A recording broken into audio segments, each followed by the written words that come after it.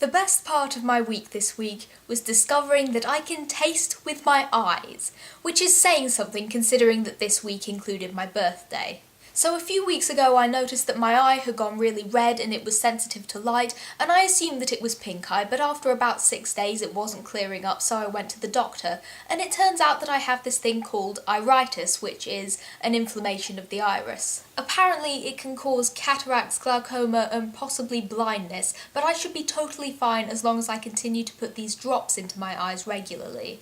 I found though that every time I put them in I began getting this really foul taste in the back of my throat, so after doing some googling I discovered that there is a passage between your eyes and your nose, and obviously your nose is connected to your mouth, so I was tasting the drops draining from my eyes to my mouth.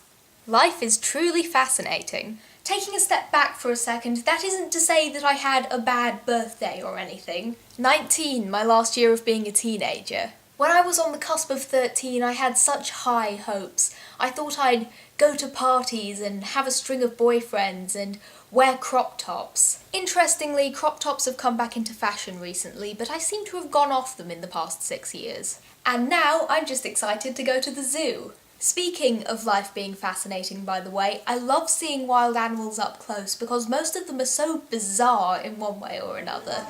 I feel like giraffes shouldn't exist. Like, how do you evolve a neck that long? I mean, if you had never seen an elephant before, wouldn't you think that that is something straight out of the pages of Dr. Seuss? So while I was filming this, I totally forgot that Horton Hears a Who is an actual book, but surely that just proves my point.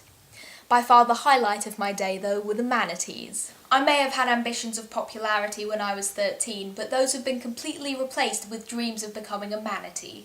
They're just huge, gentle, aquatic creatures that look really dopey but are sort of graceful at the same time. They just seem so content with not being particularly elegant or pretty to look at, and I feel like that's the real goal for me at the moment.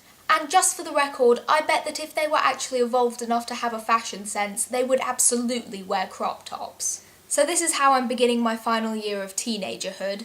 I'll keep you posted on how it's going. Meanwhile, I would love it if you guys left comments about whatever is going on in your lives at the moment. I'll see you soon.